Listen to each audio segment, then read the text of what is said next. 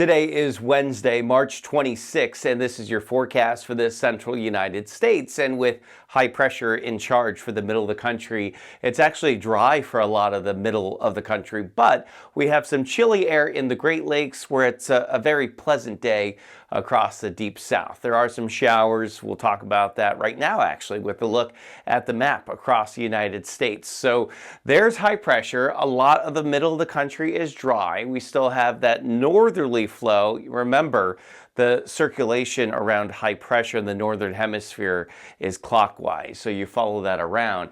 You got that cool flow here across the Great Lakes. It's actually going to be pretty nice across most of the south. We do have a nearly stationary front here sort of wobbling around a little bit, and on the tail end of it, an area of low pressure, which will be the focal point for some showers over the next couple of days. You know, think tomorrow, Friday, it'll sort of work its way across the deep south very slowly.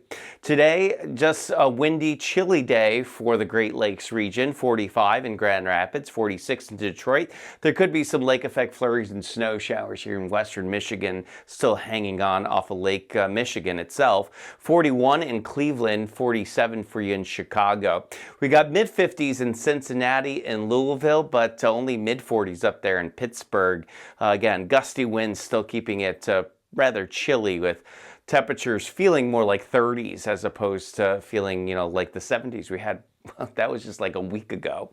75 today in Memphis, 65 in St. Louis, 69 in Nashville. Now, we are going to see an area of low pressure push temperatures up. How does it do that? Well, in front of low pressure, you get strong south winds. So you're going to start to see those temperatures going up. And then, of course, when the low pressure system moves on by, those temperatures drop again. So there's an outside shot as that area of low pressure is approaching that Chicago will make it to 70 on Friday, only to fall back here pretty quickly here through the weekend into early next week. Got a couple of showers with that nearly stationary front, but it's generally going to be dry here in the southeast. 60s and 70s for most, 55 there in Washington, D.C. 82 in New Orleans and Dallas, that's not bad. And we got lots of 80-degree readings down the Florida Peninsula as well. Temperatures will warm even more here over the next few days in the southeast. Think upper 70s, maybe an outside shot at 80, and that should be the case here right into early next week. In South Florida, there could be a couple of isolated thunderstorms, but overall a lot of dry weather. And then once the sun goes down, we'll start to see things clearing up. Highs in the upper 70s here through the end of the week. And then I think we're going to get well into the 80s later this weekend and early next week.